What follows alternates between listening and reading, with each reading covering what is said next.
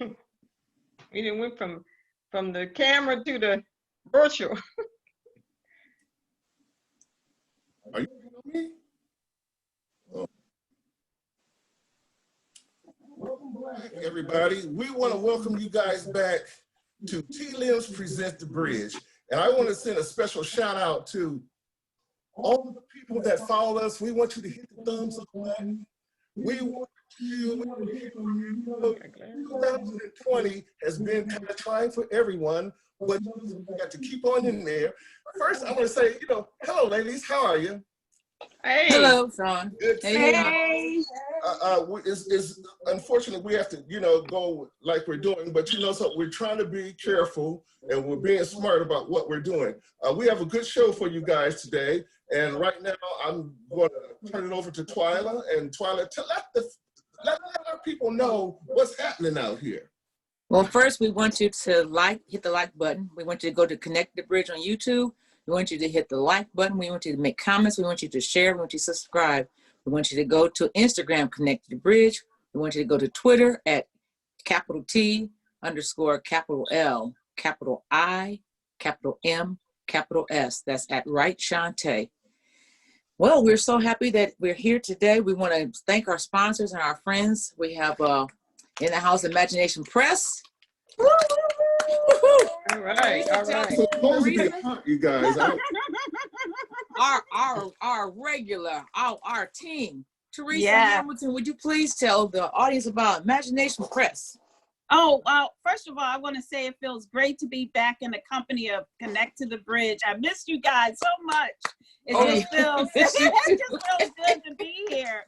But anyway, we're with Imagination Press, which is a publishing company that specializes in telling your story your own unique way. So please, if you're interested in having your book published or you're interested in consulting or promotion, give us a holla. And thank you for having us. Shirley Girl, Yeah. SAS Electrical's in the house. All right. Yeah. Inspector Shirley. Tell them about SAS Electrical. Well, SAS Electrical is an electrical construction company, been around since 1986. And of course, we are essential.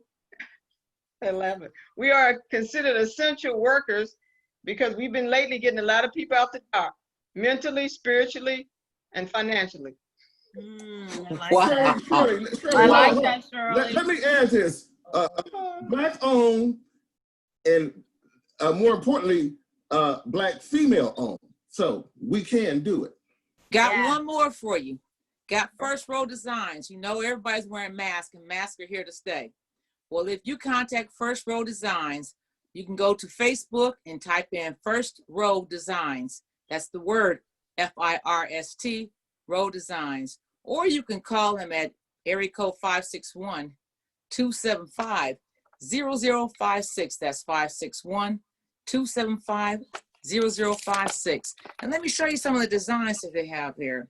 Caroline, she makes these beautiful headpieces. Oh, I like that. With the matching mask. Mm-hmm. All kinds of fabric and all kinds of designs. So you can contact her, and they're adjustable so they fit your heads. You can tie them in the back, and tie them on the front, tie them on the side. You can pull all your hair up inside of it. You can leave part of your hair out. But the masks are easy and breathable. Quality construction. They fit your face real smooth. And if you just decide you want to put a coffee filter, that's what I use. You can take a coffee filter and cut them and put them inside your mask too. And then you can just dispose of your filter afterwards too. That's First Row Design. That's 561-275-0056. And it is a Black female owned and operated company. See? Well, also, let them know that something. They are washable, so you can reuse them. Wow. That's right. They are washable, and it come in their own individual package, and with their 7 instructions about wearing, handling, rinsing, and cleaning. So don't feel bad, don't feel sad. They're quality, they're done. I have worn mine out places, and people have complimented me and have asked where I was able to get them from, and I gave them the information. So we got it. Well, today, Vote or Die It's a t-shirt that people been wearing, or vote or cry. We want to talk about this. We want to unpack that a little bit. We want to first let you know this is going to be more than one part series. So because there's so much to open out with this, and we can't get it all done today. First of all, we want to say our condolences to every family that has been impacted by COVID, whether it's been family loss, illness, loss of work, loss of homes, loss of businesses. We send our condolences to all of you all, and we surely hope, truly hope that our government and our officials get it right this time and really benefit the small business owners, which is the backbone of this country. Yes. They did great benefit with that last CARES package to the big businesses, and the small businesses went by the wayside, and many have been grossly impacted. And way they had the unemployment benefits, so many people couldn't file, or they couldn't get them, and they couldn't get online, they couldn't get the loans from the banks. The system was really rigged, and it didn't benefit the true hardworking, busy Americans. So that having an impact, the plague that has hit our country or hit the world, and it is a plague. They said that it came from Wuhan, China. You don't know, I don't know, and we will never truly know where it came from. All we know is that it is here. We do know that, and we'll touch on this too, that the president recently had a series of interviews from last year to this year, early part of the year, with renowned scholarly author Bob Woodward. And we're going to touch on that interview, and I want to know your opinions on how you feel about what you heard. But the main thing is we've been watching all these protests in the streets. 1,016 people have been killed, shot and killed by the police in this past year. Wow. This is as of the 17th of September. You can go and find this information if you go to Fatal Force. There's a whole record being kept by the Washington Post. They have been keeping statistics on police shootings since the 1st of January, 2015. This only has a database of police shootings that occurred when the police were officially in the line of duty. It doesn't take account for police officers that were off duty and still were involved in shootings. These individuals have included, well, we know that on the 14th of July 2014, the world cried out because Eric Garner was killed. That was in July 2014. August of that same year, Michael Ferguson. November of that same year, Tamir Rice. 2015, Walter Scott, he was shot. His assailant received a sentence of 20 years in prison for shooting him in the back. On the 5th of July in 2016, Alton Sterling. The next day, Philando Castile. Hold on, time out. Keep that point right there. I also want to add that at that point in 2016, that's when Colin Kaepernick started to take the knee during the playing of the national anthem. And of course, we all know the reason why. Well, the reason why he was taking the knee is because of all those tragedies that were happening that you just got finished naming. And that's just a few. It is just a few. It is just a few. Like I said, on the 5th of July, Alton Sterling was killed. The very next day, Philando Castile was killed. And then in March 2018, Stephon Clark was killed. Fast forward, on the 4th of January this year, Tyree Davis was killed in Chicago. He was shot for allegedly stealing something from the dollar store. He was diagnosed as bipolar and schizophrenic, and the police were aware of his mental conditions before they got on the scene. Woman named Tina Marie Davis, the very next day in New York, she died after being tased by the police. They ended up, she was having a mental episode. They came, they cuffed her, and while she was cuffed, she had a seizure. They removed the restraints, and then they took her in to get CPR, but she died. She had an episode like a seizure on the scene. On the 5th of January, the same day, She told a police officer to stop holding the grip on her while she was having this episode. Later on that same day in Delaware, Branton Deontay Roberts was killed after having a domestic incident involving weapons. That was the report. The police officers claimed that he had a large knife and that he was coming after them. That made them shoot him. But the footage, the family still has not seen. Since January. The family told them that he was having a mental crisis before they arrived on the scene. Kwame Jones on that same day was a 17-year-old who was shot by the Jacksonville, Florida police. Police officers tried to pull him over for allegedly driving the wrong way. Police said he wouldn't stop the car and he hit another car and he crashed. And then there was some kind of, quote, some sort of exchange between the officer and the driver, and it resulted in the officer shooting him. No weapon. On that same day, Micaiah Lee in Nevada was shot after he allegedly threatened to kill himself. Police said he had a handgun that his mom had told him he was mentally unstable. He was driving and refused to stop. That's how he got shot by the police. Time out. Again, hold that point. You know something now. I don't, okay, this is a bad joke, but I'm gonna say it anyway. Don't say it. Don't say it. Don't say it.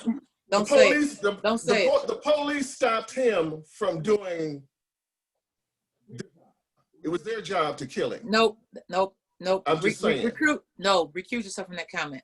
Claude Fain III, on the 9th of January in Philadelphia, 47-year-old man was shot by the SWAT authorities after they attempted to serve a warrant for his arrest. They said that he fired at 2 state police officers from a second-floor apartment. So there was some gunfire.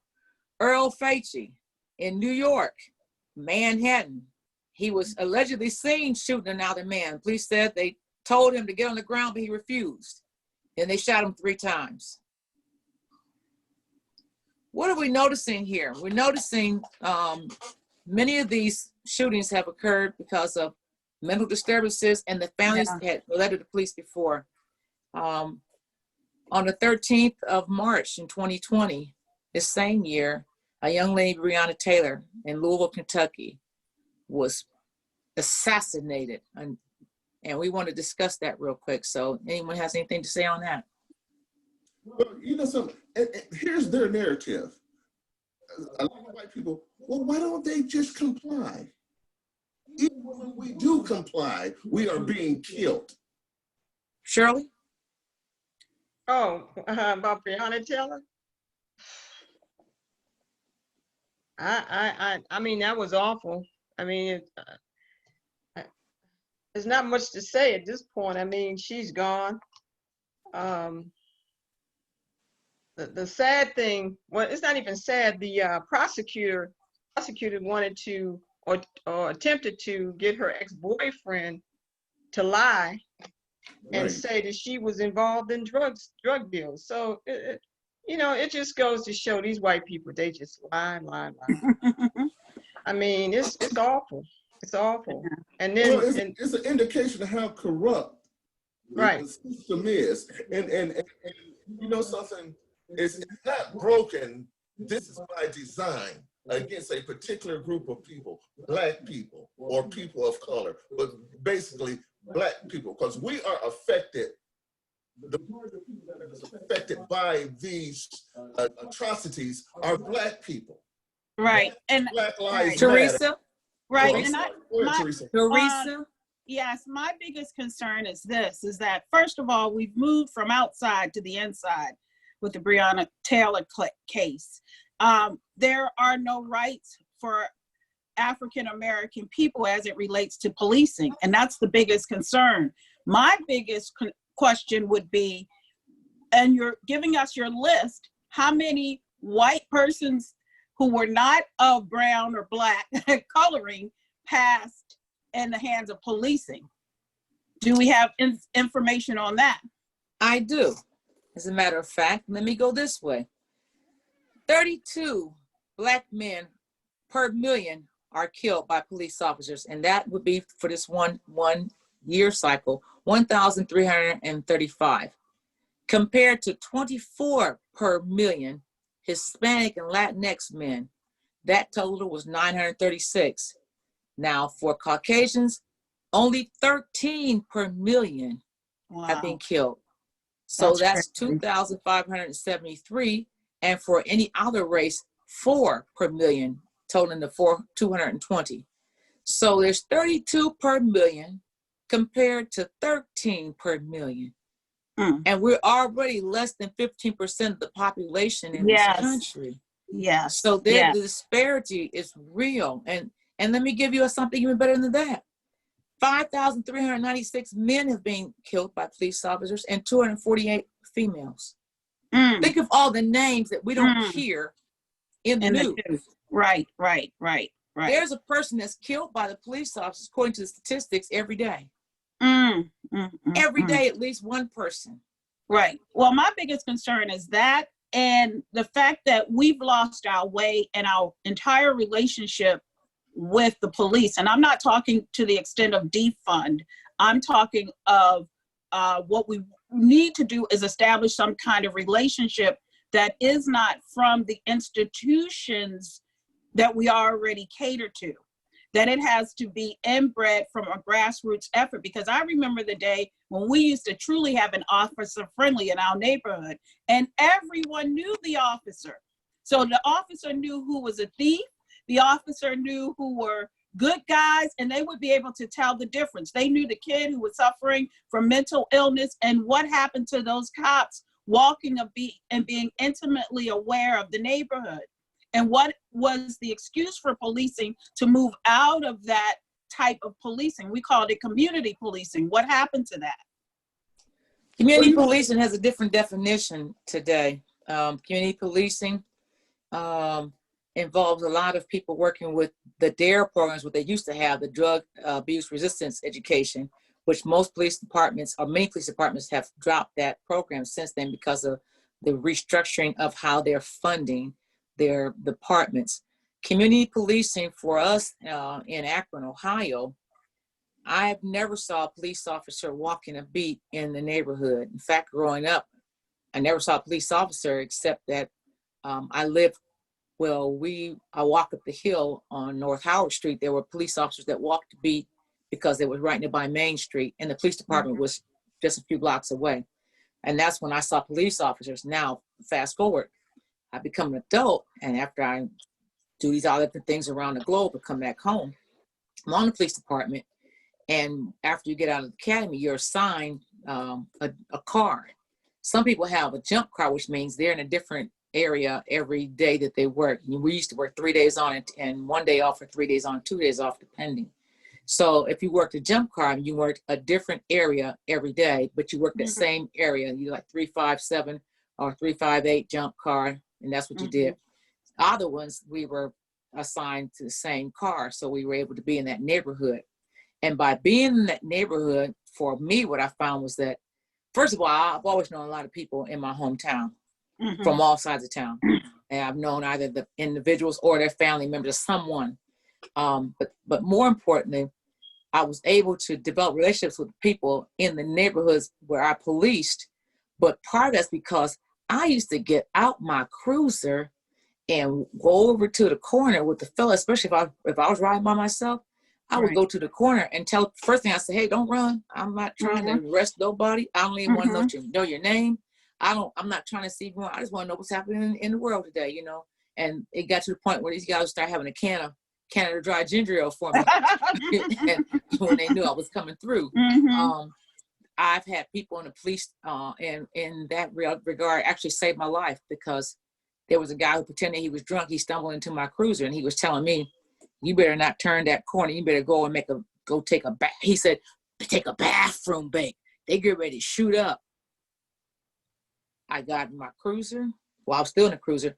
I went and turned a corner, and sure enough, I called out on a break for the bathroom, you know, make a signal 2, not a number 2, but signal 2, which is personal, which is, you know, signal 2, I'm gonna meet with somebody. So, or signal 3. Yeah. So I called out on that, and sure enough, those cats started shooting. And these were guys, I couldn't have done anything. I would have taken my cruiser and turned that corner. My cruiser would have got shot up because we don't have bulletproof cruisers. Mm, But that's because that dude knew enough about me as a person and as a police Right. officer, the relationship that I have with these people. But the way that policing has changed from that point, you don't have that anymore. One, a lot of these police departments don't hire people from their hometown. When you Right. recruit people from out of town coming in, they don't have that same type of commitment or same type of relationship No. with the people. And it does affect. And then you don't have, I worked in areas that I'd gone to school or that I had relatives. And so I was comfortable moving around those spaces. But policing is different because if I had a car, this is true. If I had a car, if they told me I had to drive car 9 or car 19, that was the more affluent neighborhood, or car 13, maybe, or 14. Those were more affluent. The policing was different because if I run on the opposite side of town where most Black folks live, I was told, if you see a couple guys riding the car, pull the car over and FI the car. If you see 4 Black men in the car together, pull the car over and just FI, which is field interrogation, which means you stop them for no reason. Good reason. Right. You stop them, you take their name, you take their social security number, and then you run to see if they have any warrants. Yeah. And then if they don't have any warrants, you got all their personal information. You turned it in at the end of the shift. So I started having problems like, so dang. It was, if you see somebody stand on the corner, stop them, check them out. My thing is, if I see a person stand on the corner and they live in that neighborhood, where else would they go?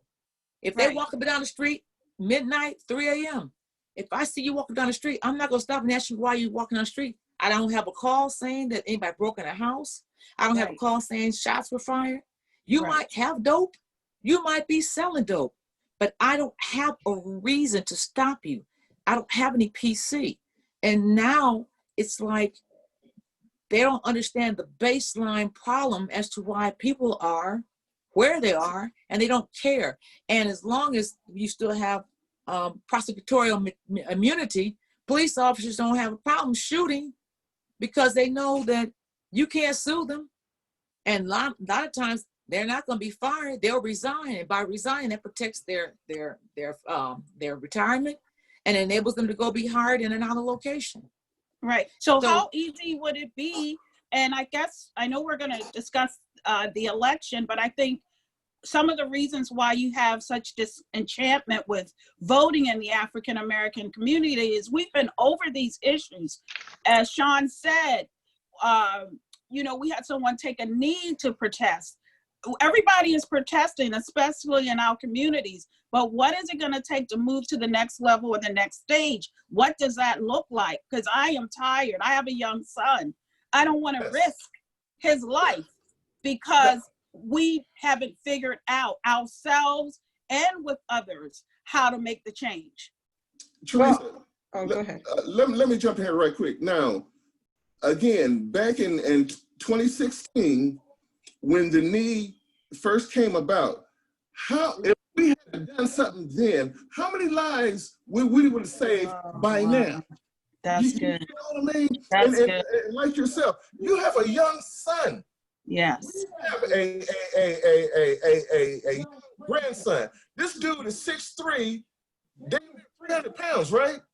He's over 300. So he's a big Black guy. So automatically, you know something, they see him and he's a menace. Not because he's big, but because he's Black. And, Yeah. and the assumption is he's guilty of something. Yeah, he's guilty of being Black. Surely. The reason to kill him. Mhm. Surely. I just want to say a few things before we move on to the other discussion. But I have met up with I don't know if you're familiar, BlackRightsMatter.org. If you want to write that down, it's called BlackRightsMatter.org. And what we've done, when I say we, Charlotte's familiar with some of the people. Amy, Malik, and Malik Shabazz. He's an attorney, and he also has his business called Black Lawyers for Justice. And Attorney Shabazz email is shabazz@yahoo.com, and also have a phone number 301-513-5445. And Shirley, slow down and repeat his email and his telephone number one more time. Attorney Shabazz, well, I'm sorry, attorney.shabazz@yahoo.com. attorney.shabazz@yahoo.com. Or you can call 301-513-5445. What we're doing is we're going to we did Fairfax County, Virginia Police Department, and they went to Howard County, Maryland Police Headquarters as well.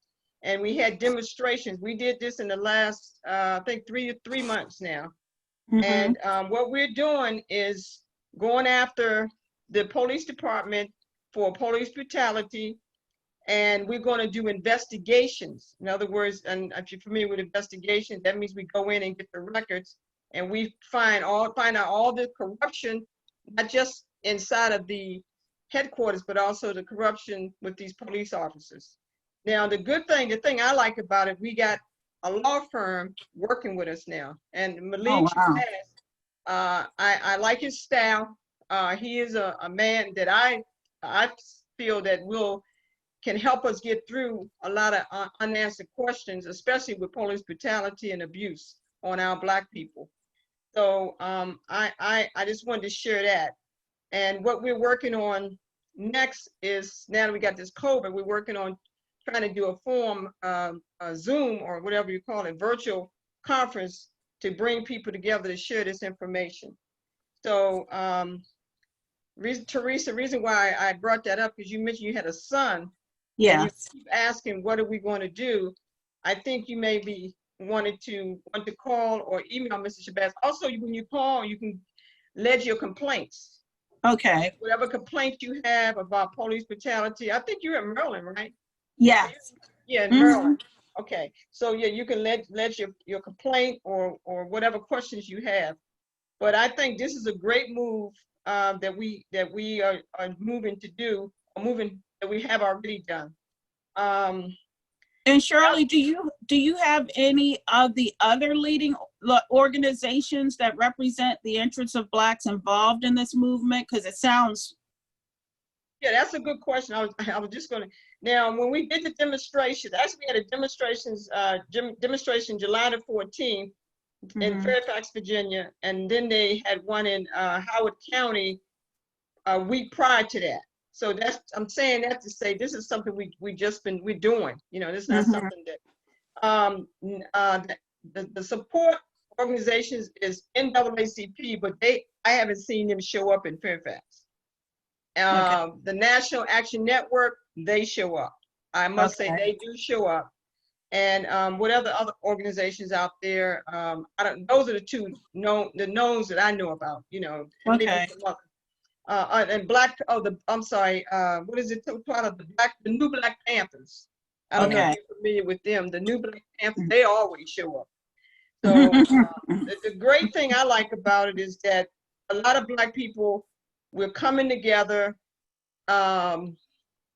instead of fighting over religion, you know, in other words, they're coming together as one. Because we're not going to be able to fix the problem, everybody fighting over, you know, their feelings on what should be done. So that's what I like about it so far. That's good. That's good. Thank you, yeah.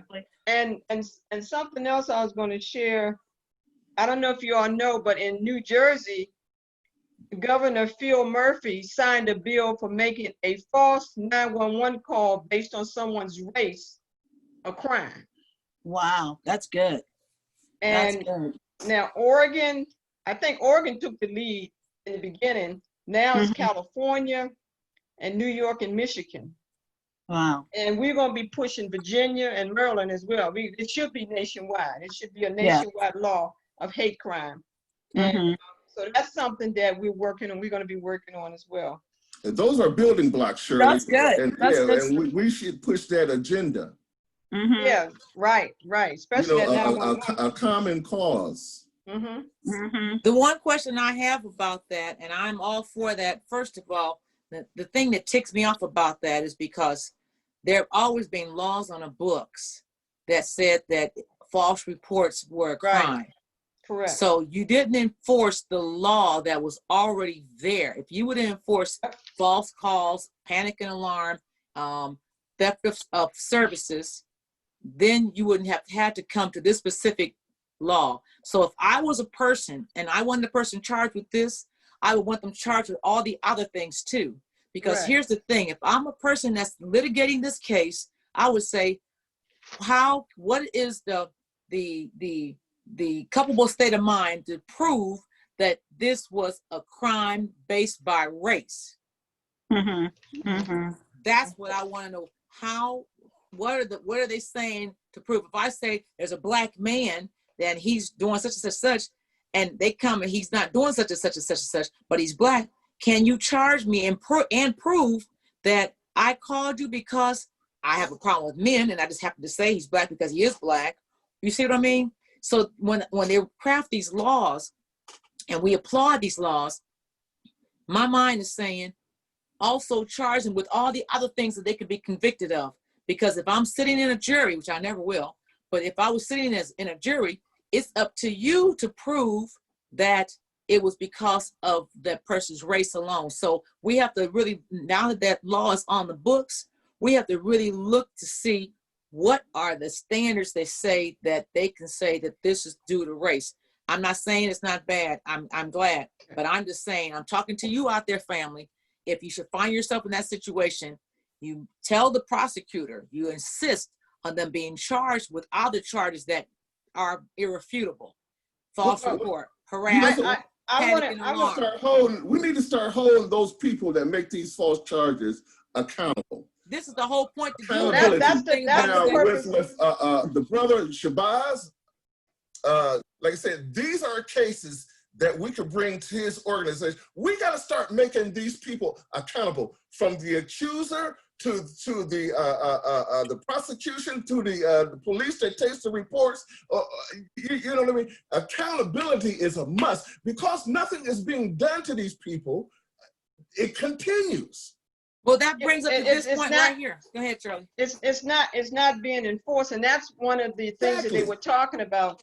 Also, keep in mind, he signed the bill of making a false 911 call based on someone's race, and also they're trying to push it as a hate crime. And probably you're right. They're going to the victim is going to have to be able to prove, or the representative for the victim is going to have to prove it.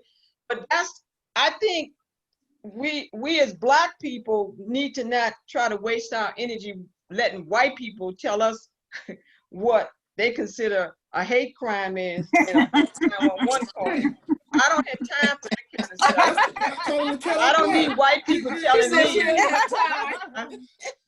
Right. Yeah, so what I want to do is get a copy of the bill, because it's a bill now in New Jersey. The first one started in Oregon. I think it was a Black woman too. I think she was a lawyer, but anyway. And look at these bills, like you said, Twyla, and kind of study and see what's involved in the verbiage, how it's worded. The verbiage of what they're going to do, or what is considered a hate crime, or what is considered a 911 call. Because I got a couple of them myself, and I pretty much know that it was a hate crime, dealing with white people. And basically, if you look at, they all come from white people. Most of these 911 calls are these white people calling the police on Black people. I mean, well, Black people don't like calling the police because the outcome isn't always favorable. It's like the elderly woman that called the police and said that her son was having a mental episode. They came there, he was playing with the screwdriver. He wasn't doing like this with the screwdriver. She walked out the door and she said, yeah, he's schizophrenic, bipolar. That's what she said. And you could hear it on the camera, and you see it. And he's just doing this with the screwdriver. The police officer immediately starts hollering at him. And then the next thing you know, he's not charging at them with the screwdriver. He's preoccupied with the screwdriver.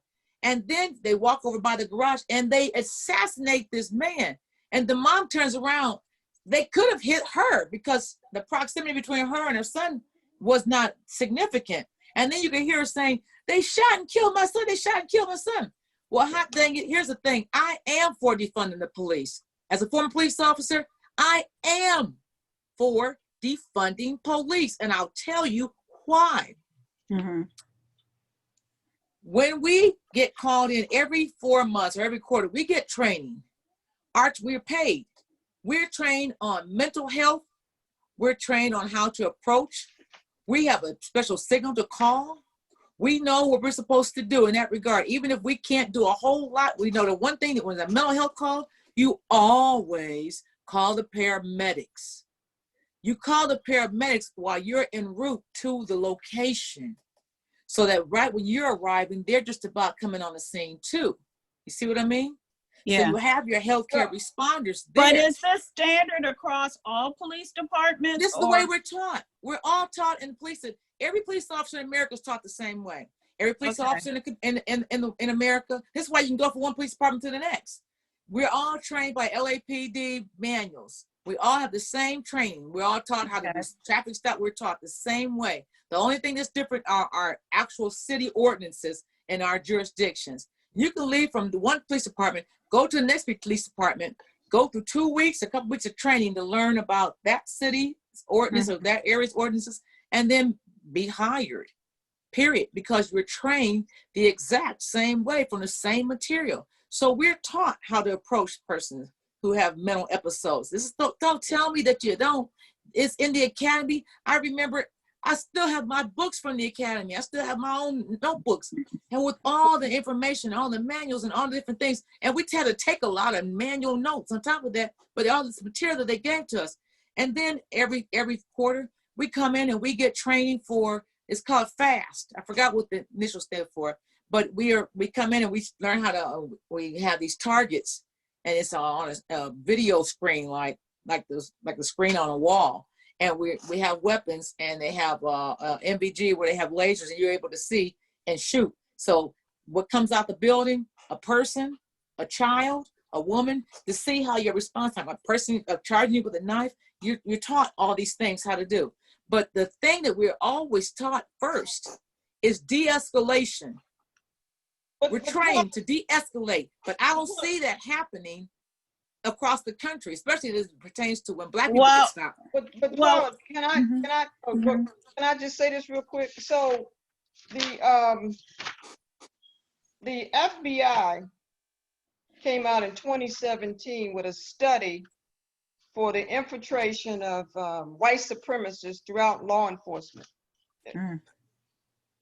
Just this week or last week, DHS, Department of Homeland Security, well, FBI, two criminals working together, now admitting that white supremacists is the biggest threat in America. As if us, like we didn't know that. But to hear them tell it, it's supposed to be new. I got a problem. Charlie, you know where I stand. No, they don't need, they defunded, that's what they want to do, fine, but punishment is what I'm looking for with these ops, right, criminals, and corruption. Right, and that's what we should focus. Now, here's something I wanted to say this, and I agree with that, Shirley. I think that my concern is that this is a major problem. We're into an election, and this is not on the table, as far as I'm concerned, for either candidate. No one is talking about it to the degree that it needs to be discussed. I have a real problem with it. It is an international problem because the world is now watching everything we do thanks to the Floyd case. So we need to have some systematic way. I mean, everybody is held to accountable standard. You got police chiefs, you got mayors, you got governors. There is a food chain where everybody is watching everybody in a state, city, and local ordinance.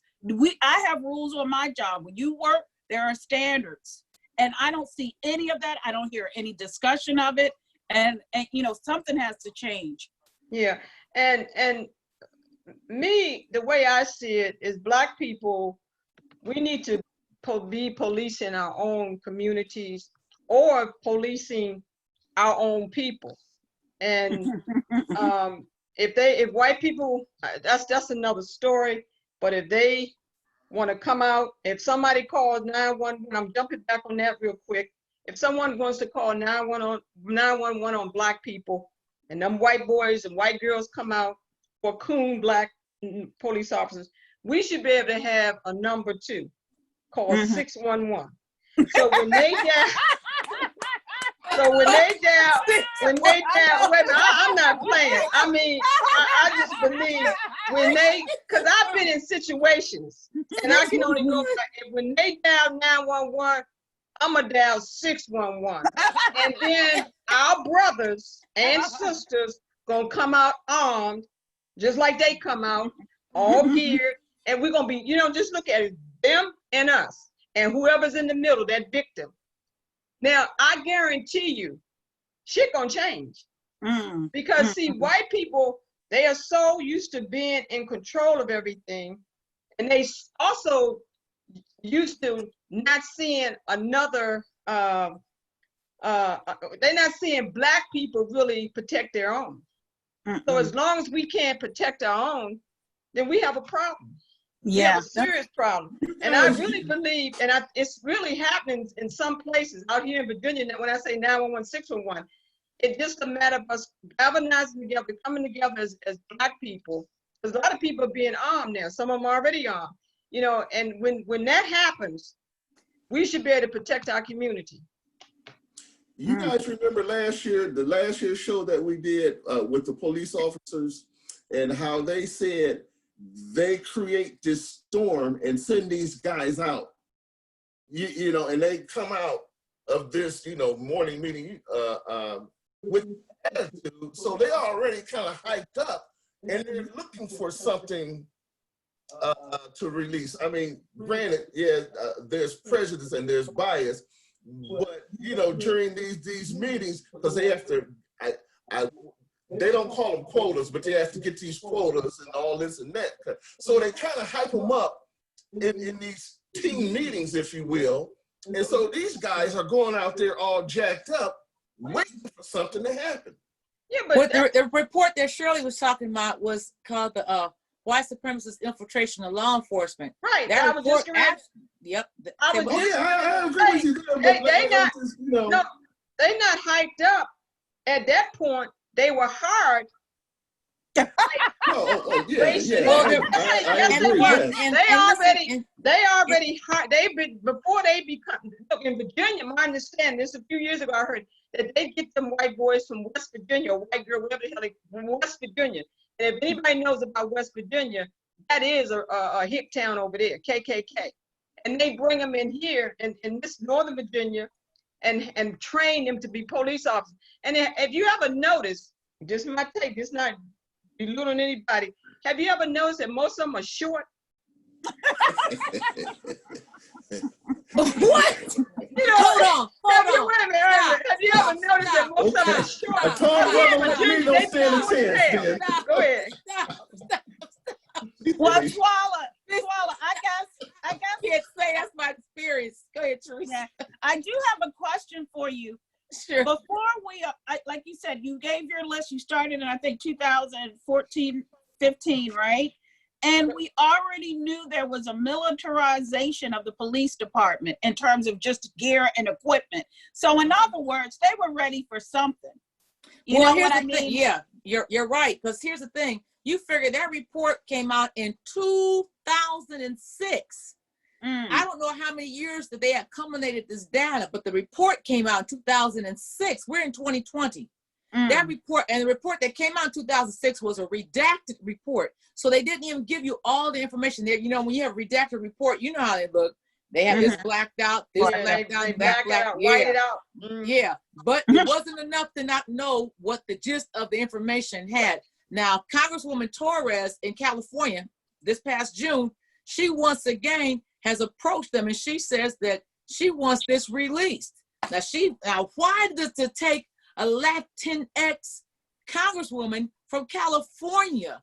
Where is the Congressional Black Caucus? Where's the National Action Network? Where are they? What I'm saying is that congresspersons know that this report has been done. This report was done by the FBI. This report was done in 2006. My question is, why is it the majority of the victims we've already noticed were Black men. So this isn't any news to us or news to even to America. But my question is, why did it take Congresswoman, and I shout out to her, Norma Torres, I'm thankful to her, this Congresswoman from California saying, we need to see the entire data on the report. Why does it take her? And I'm not saying in disrespect to her. I'm just saying the responsibility for that, because we are the majority of the victims. I didn't hear any member from the Congressional Black Caucus make a great demand for this report. That's what I'm saying. Well, and back in well, even before then, when they did the report on crack being put into the neighborhood, Oh, yeah. Yeah. FBI came out and admitted, and where was, they got evidence right there, but where was the carcass? Oh, yeah, but it's a but carcass. see, It's dead. But the problem is that we can't depend on the people, the representatives, to do anything, because they work for They're white paid. supremacists. So you They're have to forget that. But I want to say this: a lot of people have had a memory lapse because they talk about Floyd. And I know that got big because we saw that man. The man had his knee on his neck. So I know that's huge. But let's not forget Ahmaud Arbery. Ahmaud Arbery, yeah. Ahmaud Arbery. Or how about Let's not Atiana forget Jefferson? that, because that really kind of set it off for 2020. Yes. Yeah, But how about, hey, Shirley, let me ask you a question. How about Atiana Jefferson? You don't hear anybody saying her name anymore. Okay. Amber Bland, we all can name names. But We can Go ahead, all Shirley. name But I'm just names. saying that black Go ahead, we Shirley. tend to narrate. A lot of them talk about Floyd. Okay, I mean that was terrible. I agree. But that was also terrible when we saw Ahmaud Arbery when what happened to him. So Oh, yeah. we nobody's talking about him no more, right? Everybody's talking about Breonna. They're talking about Floyd, and I haven't heard anything about their parents getting a settlement for that. Ahmaud You know. Arbery's case is still, they haven't even come to trial yet. Yeah, And I'm in just fact, saying. yeah, Well, they're trying to get Okay. get dismissed. Those Yeah. guys are trying to get the case. Yeah. So I'm just saying, but that was cold-blooded murder. Yeah. Now, Floyd, he was killed with a knee. That's not a laugh at him. Think about it. He was killed with a white knee, where Ahmaud Arbery was shot and killed. Cold-blooded. You know what? You know the one that got it for me and started making me pay attention. Back in 1999 in February, a gentleman named Amadou Diallo. Yes. I cried so hard. I cried so hard. They fired 41 shots. 19 struck him. 41 shots. Bruce Springsteen made a song called American Skin, 41 shots. They wouldn't even play it on the air. Anyone out there, Google that song and play that song, 41 shots. And American Skin by Bruce Springsteen. And Wyclef Jean made a song called Diallo. And those two songs catapult the image of what happened. Listen to I write, so I'm into lyrics, So, and I'm a lyricist, so that's what caught me, the lyrics. And with Wyclef Jean, his voice is so haunting, period. Anything he does, his voice pierces. So, but Amadou Diallo, that was 1999. He was killed. Police officers were they were in an unmarked car and they were in plain clothes. He walks past them. He's on foot with his little cassettes and some other stuff. They follow him. They're in plain clothes. They don't have anything that says cop and nothing. He starts running because these guys come out. He gets to the door of his apartment. He doesn't have anything with him but in his hand, but a wallet. He doesn't even turn around. He's trying to get in. He doesn't speak English well. And they shot and killed him. There was never any warning, stop, freeze, nothing. Nothing. So that, for me, like I hear about these other things happening now, and I've been watching. Like I said, Atiana Jefferson. I mean, it's just like there's so many.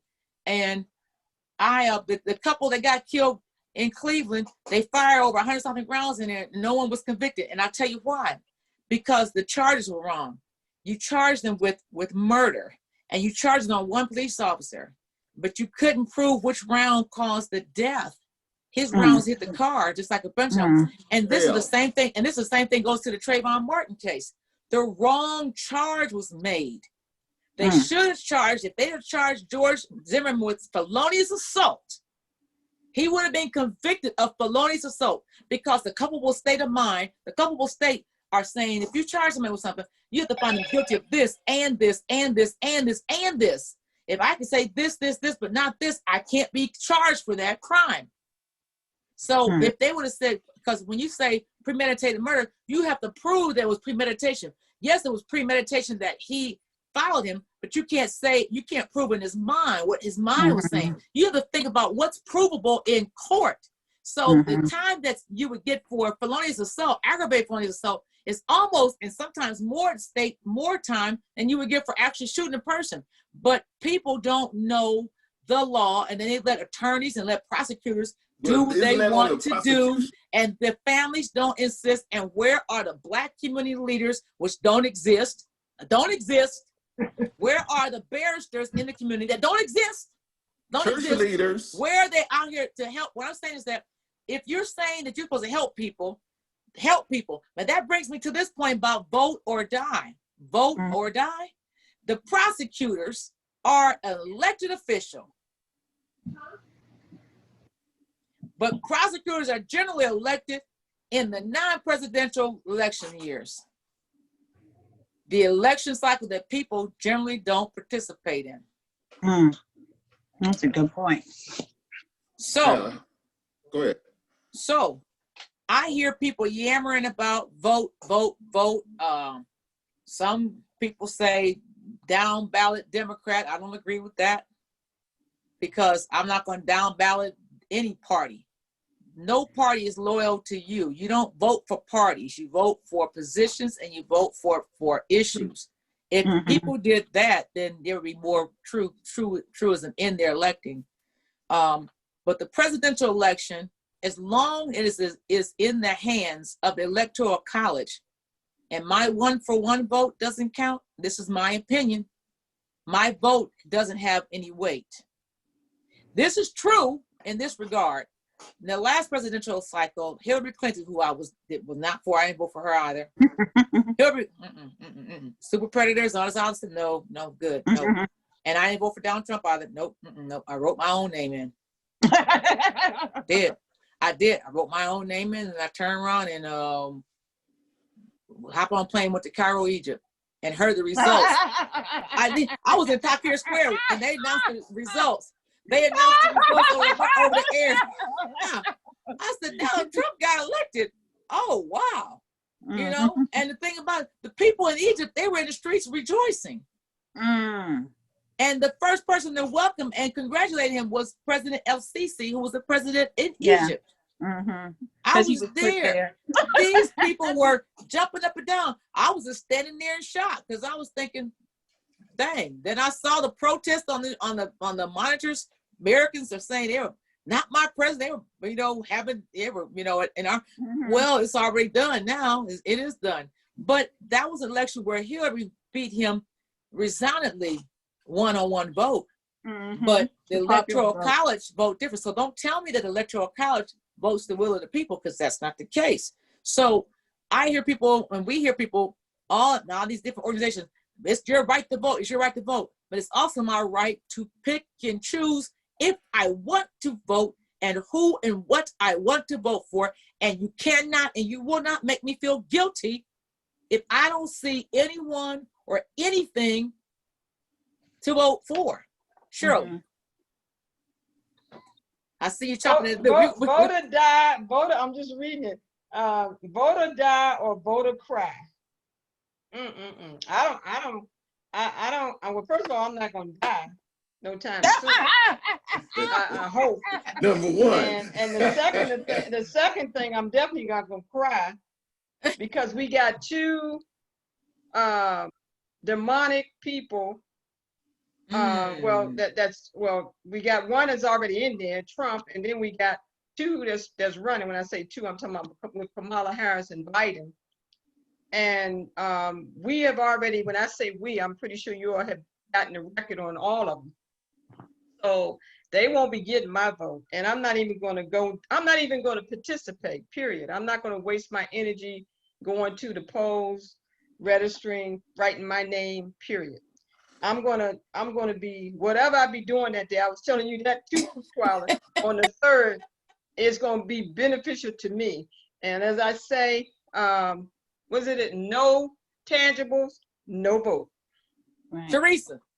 Well, this is an interesting question, mainly because I have had so many arguments with my Black friends and also my white friends. I mean, they really hate me, but based on, they hate me because I cannot in good conscience vote. I cannot vote. I cannot for a Trump or Biden and Kamala. I just cannot. And I would encourage people, like you said, I think with Obama's election, he lost the popular vote that first time out. Did he or did he not? No, he won. He won both? Mm-hmm. Okay. But still, we know the Electoral College will win. And I just see I just think a lot is going on in the world right now. And I think my biggest concern is that no one represents my interests. And I see that every day.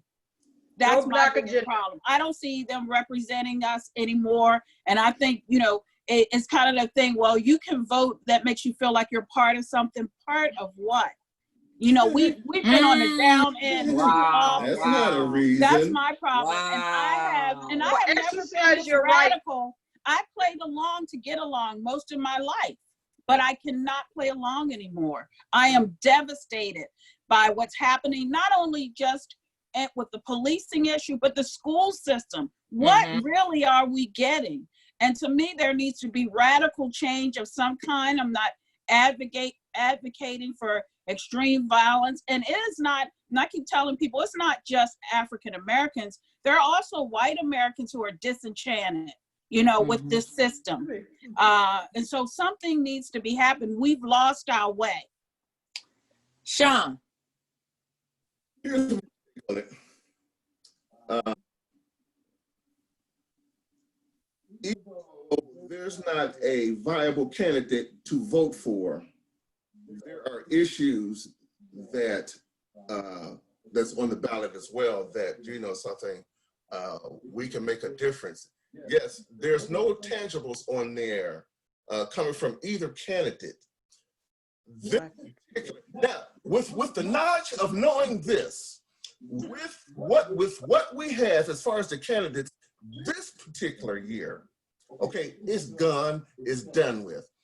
What we need to start doing is we got 4 years to prepare for this next election. That means getting involved locally and these other elections that's coming up. So now we can build a candidate or candidates that we can place in these particular positions.